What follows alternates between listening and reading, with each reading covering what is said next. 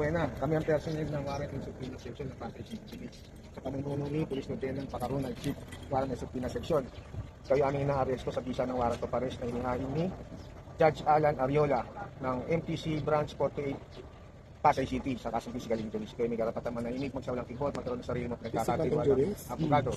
Diwata, totoong arestado at nakulong dahil sa kanyang kaso noong 2018. Arestado at nakulong si Deo Balbuena aka Diwata dahil sa kaso na isinampa sa kanya taong 2018 na slight physical injuries. Batay sa ulat, inaresto si Diwata sa bisa ng warrant of arrest na inisyu ni Pasay City Metropolitan Trial Court Judge Alan B. Ariola ng Branch 48 noon pang October 2, 2018. Arestado at nakulong si Diwata noong Martes ng umaga, Abril 16, ng Pasay City Police Warrant and Subpoena para sa kaso noong 2018 sa mismong pwesto ng kanyang trending parisan sa Jokno Boulevard, Barangay 76, Pasay City. Sa video na kumalat sa social media, mapapanood na mahinahong sumama sa mga pulis si Diwata. Viral naman sa social media ang mugshots ni Diwata matapos siyang arestuhin. Bukod sa nasabing kaso, may kinakaharap ding isa pang reklamo si Diwata dahil sa nagdudulot umano ng matinding traffic ang kanyang paresan malapit sa Senado. At nang inspeksyonin ng mga otoridad ang paresan ni Diwata, nadiskubre nilang wala itong kaukulang permit para mag-operate. Gayunpaman, nakiusap si Diwata kay Pasay City Mayor Emmy Calixto Rubiano kung saan binigyan siya nito ng 2 buwang palugit para asikasuhin ang permit ng kanyang paresan. Samantala, maraming netizens ang nalungkot at naawa sa sinapit ni Diwata. Anila, naghahanap buhay lamang umano ng maayos si Diwata pero may mga taong pilit siyang hinihila pababa.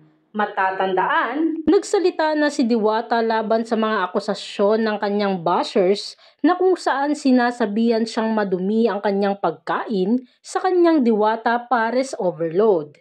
May mga netizens kasi ang pumupunta sa kanyang paresan at ginagawan siya ng content at sinasabi sa social media na ang paresan di umano ni Diwata ay madumi. Dito ay hindi na nakapagpigil si Diwata kaya naman nagbigay na siya ng mensahe sa mga taong nais siraan ang kanyang paresan at sabihing madumi ang mga pagkain na kanyang inihahanda. Sa pamamagitan ng isang TikTok account na may pangalang ArtTV, diretsahan na sinagot ni Diwata ang mga komentong ito ng mga netizens para linawin na malinis ang kanyang pagkain. Ipinunto dito ni Diwata na maayos at may kalidad ang kanyang mga pagkain na isineserve sa mga customers at tinitiyak niya na maayos ang pagkakagawa ng pagkain para satisfied ang kanyang mga customers. Isa na rito umano ang mga customer na pabalik-balik sa kanyang paresan para kumain at isa na rin na patunay nito ay ang patuloy na pagdagsa ng mga gustong kumain at gustong tikman ang kanyang pares at iba pang nasa menu. Pahayag ni Diwata, "Alam mo, hindi madumi ang pagkain ko. Nakikita ng tao yan. Alam mo ang madumi, mga ugali nyo. Yun ang marumi. Linisin nyo yan." Anya pa, nakikita ng tao paano namin prepare yung pagkain namin. Yung nagsasabing marumi, ikaw. Ikaw ang marumi yung ugali mo. Kailangan mong linisin. Yung pagkatao mo ang marumi. Pangsupalpal ni Diwata.